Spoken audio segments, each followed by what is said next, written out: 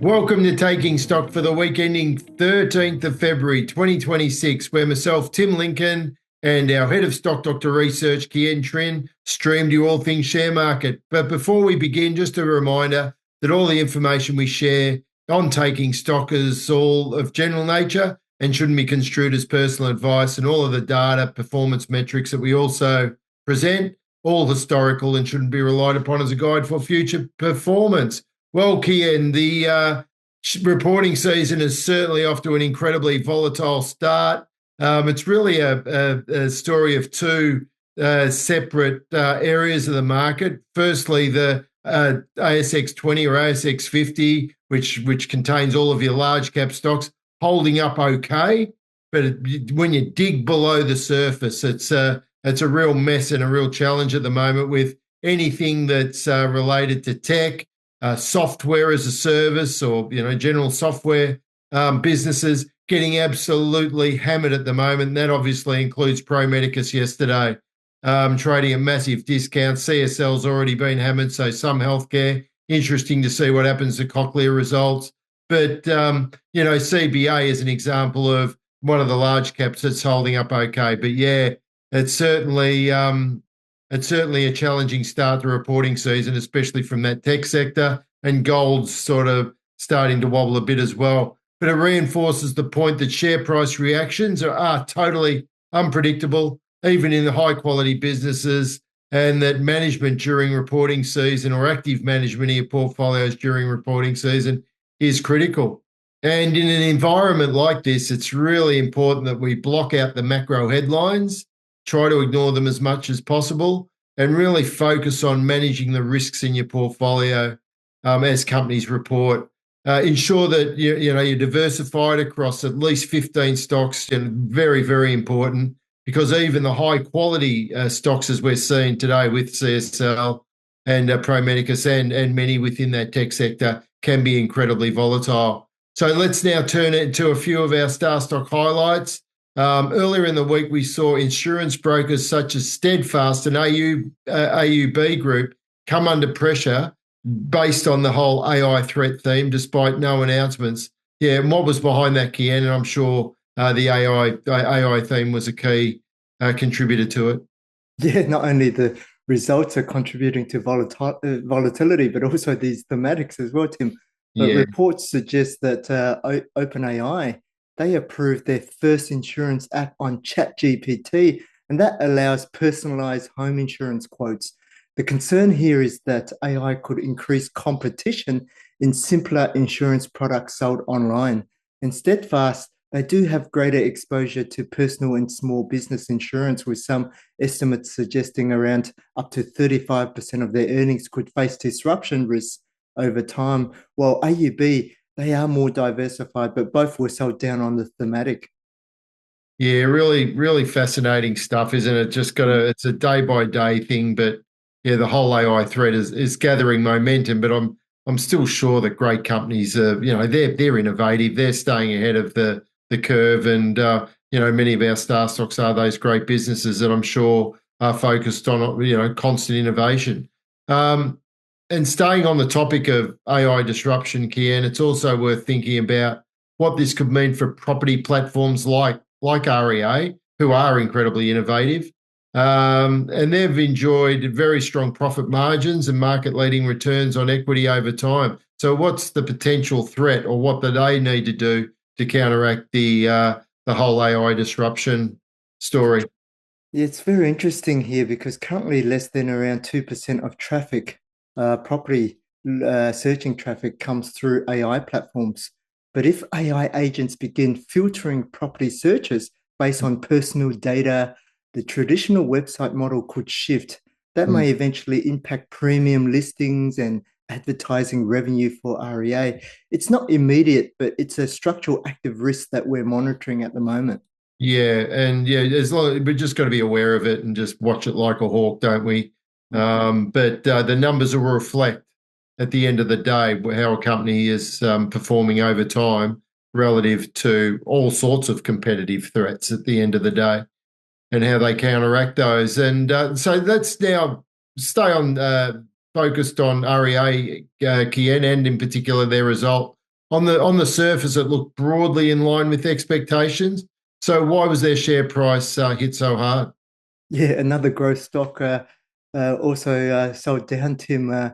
But guidance, it was because guidance was trimmed. You know, their financial year 26 listing volumes are now expected to fall by roughly 1 to 3%. And listing volumes were down about 6% over the half. And that's what really drives REA's revenue here.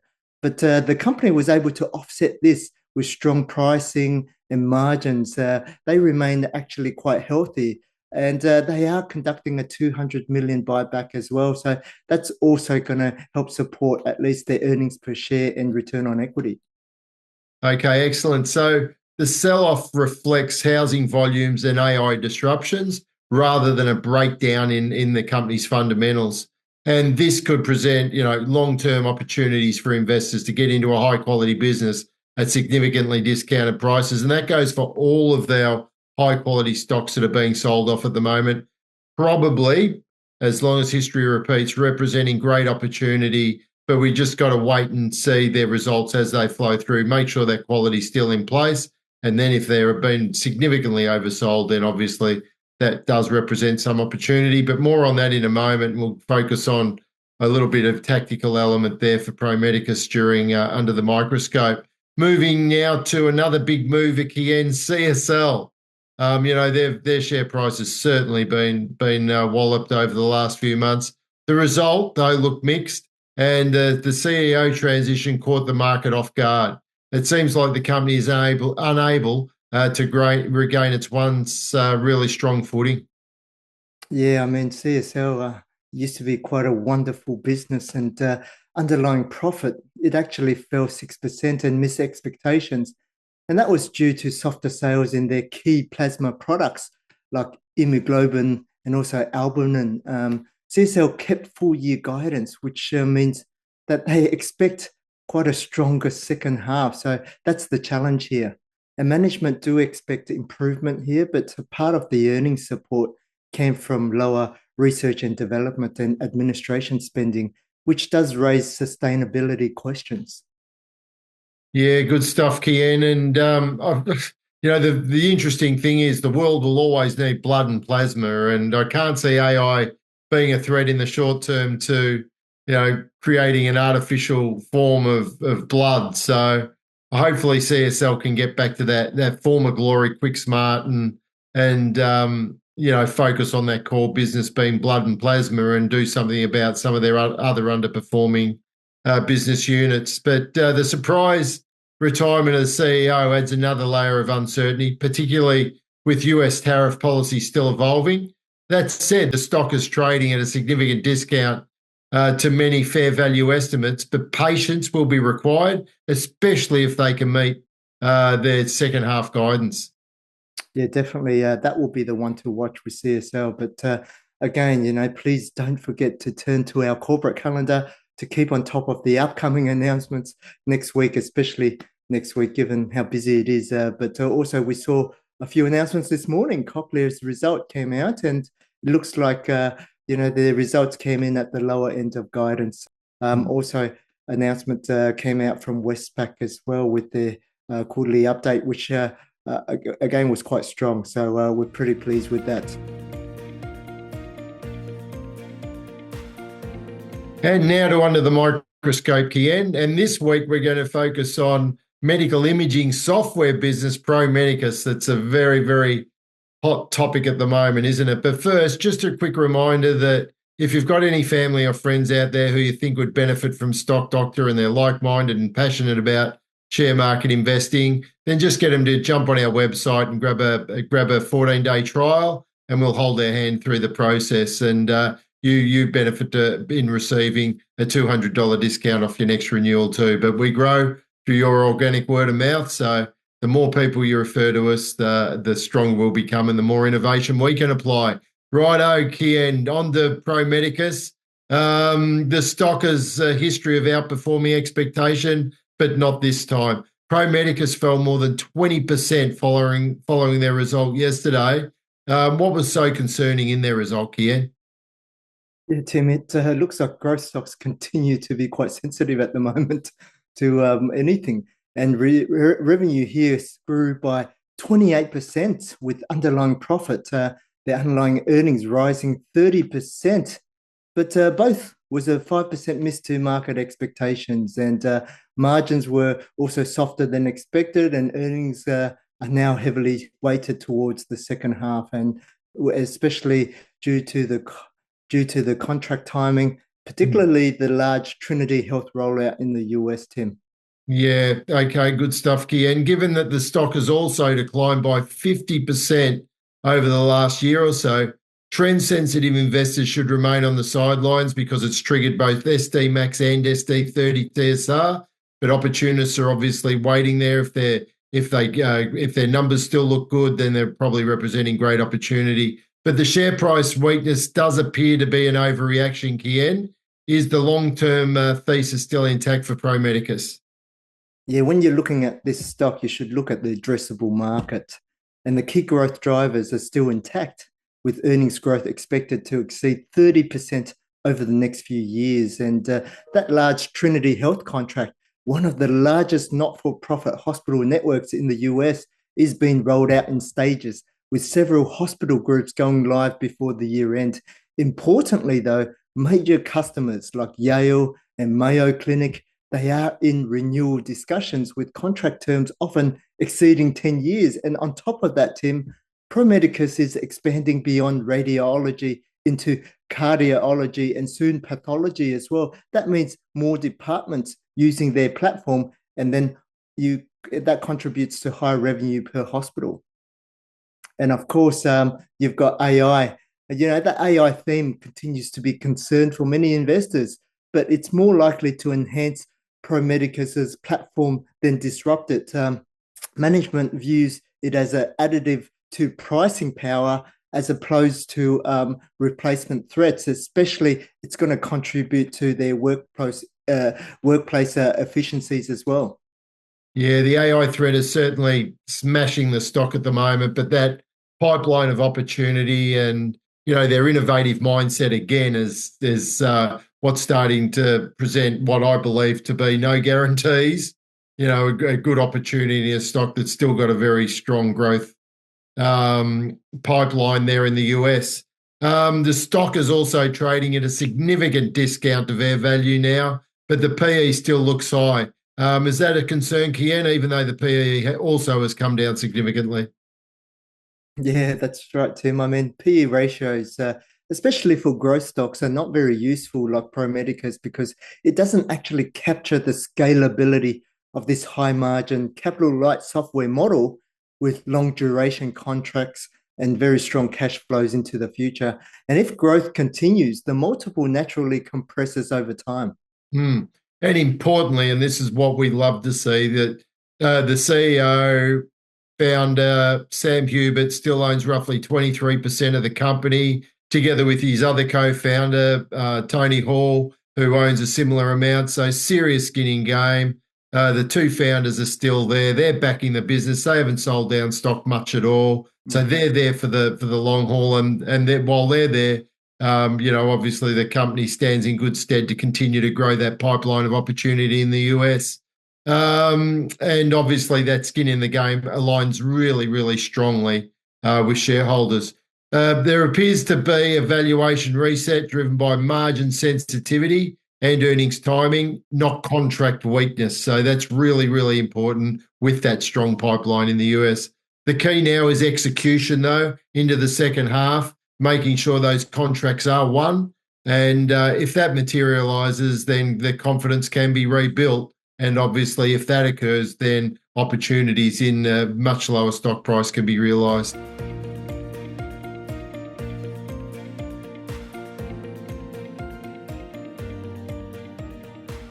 And question of the week, Ian, and it's a really good one and really pertinent right now. With the week's volatility that's occurring has led to some really sharp price reactions in stocks. We've already touched on that extensively this morning. So the question of the week is, how should investors deal with adverse moves within their portfolio? Yeah, in equity markets, this is just normal, Tim. And Yeah. but the first step is to really separate that price from fundamentals. And a falling share price doesn't automatically mean the investment case is broken. Reporting season often amplifies these moves, creating opportunities, Tim. Yeah, I haven't seen it so aggressive that we're seeing, that underlying theme of tech and software stocks with the larger caps sort of doing okay, but this underlying AI theme really smashing other stocks incredibly hard. Mm. So it's yeah, I haven't quite seen it like this before, but there's always something new in the market that causes the volatility. It's just a matter of riding through it. But if you are really sensitive to volatility, consider applying, if you're not doing so already, one of our technical indicators, such as SD30 TSR or SD Max, to work really, really well.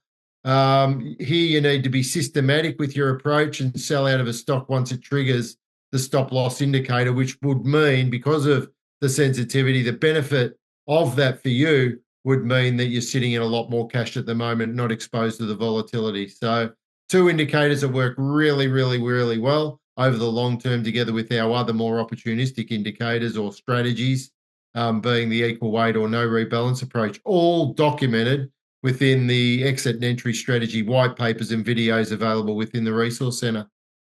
Yeah, that's right, Tim. And for other investors, you should really look at the stock, revisit the original thesis. Has the company's earnings outlook materially changed? So Mm. check their earnings revisions and and how that impacts over time their return on equity and margins over time. Has the financial health deteriorated as well? Are margins, are they still are their margins falling because they've lost their competitive advantage as well? Yeah, so keep an eye on the rule three metrics. As you said, Kian, those earnings revisions, if they start to trend down, set your alert on earnings revisions. If they start to get weak, then maybe it's time to optimize your portfolio a little bit. So yeah, those figures will constantly evolve over time. And for income investors, Kian, it's really important to make sure the dividend's sustainable. If the fundamentals are sound and the sell-off is sentiment driven, weakness can present obviously opportunity as well in all stocks, and we've touched on that a lot today also. Yeah, definitely, Tim. And don't forget to assess those active risks as well. If the Yeah. results reveal structural issues, deteriorating return on equity, and loss of market share, then discipline is required. Remember, you can cut positions early and prevent larger losses later. Plus, it allows you to reallocate those funds to better opportunities. And it could also help offset capital gains for tax purposes as well. Yeah, and ultimately, volatility is a part of investing. Ian, you mentioned that earlier, and it is. And when it comes and it hits us hard like it is now, it's really important that we just stay really disciplined to our core objectives. And the key is to respond objectively, not with emotion. So if the fundamentals are still in place as companies release their results, share prices being hammered, then just at least the fundamentals will give you the comfort that hopefully the stocks will rebound over time, as history, time and time again, suggests it should. So keep focusing on quality companies. Yeah, the share prices might be being whacked, but they're still quality companies based on their results. Make sure, stay disciplined around financial health. If the economic environment really starts to shift, then you don't want to be exposed to companies that are exposed to insolvency risk. And the earnings stability, make sure that you're still in companies that have, we've got a very high, we're highly confident in regard to their future earnings sustainability. Okay, Kian, you got to get back to the grind there. Lots of companies reporting. Thanks a lot for your time this morning. A pleasure, Tim. And, it's a pleasure to look at these results right now, but next week is going to be quite massive. Yeah, absolutely. So everyone, stay positive, stay focused, stay disciplined, and most importantly, don't panic in this environment. It's hopefully it's just representing opportunity, or for those that are nervous, you're in cash, ready to strike when those companies start to turn upwards again. Okay, have a happy, healthy, and prosperous week.